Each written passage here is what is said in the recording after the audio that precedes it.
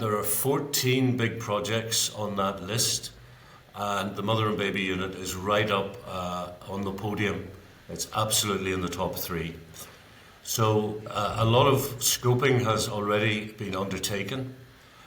So the Belfast City Hospital site has been identified, and that's partly because it has the acute inpatient adult mental health unit.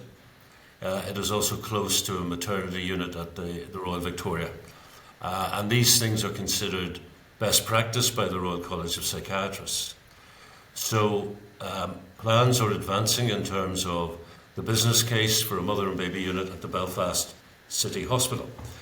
However, the projected timeline would be opening in 2032, which is 6.5, 7 years away.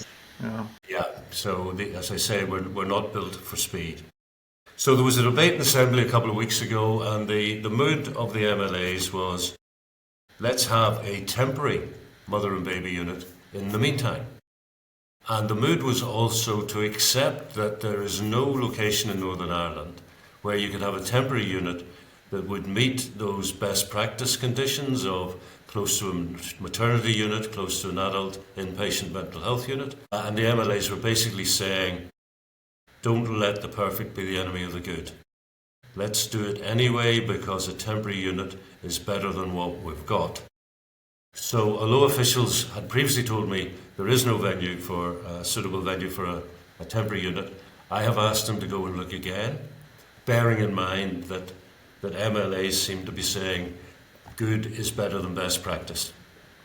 And we are close to identifying a potential site. I have personally had some discussions with the right people about this site. And so sooner rather than later, I am hoping to go back probably to the Health Committee rather than the Assembly. And I'm going to say to them, this is what is possible. This is how far short of best practice it is. Will you sign up to it on that basis?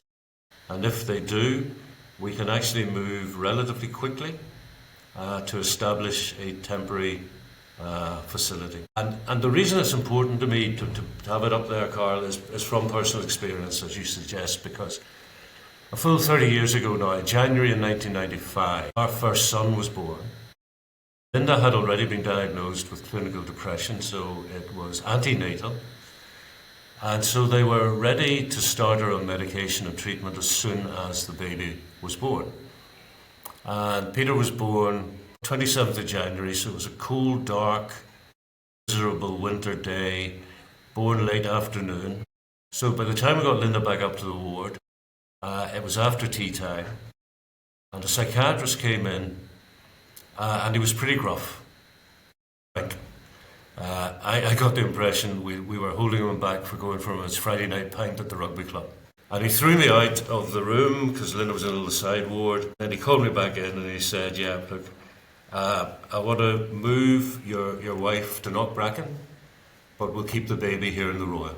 And I saw the look on Linda's face, the horror at the suggestion of being separated from this newborn baby.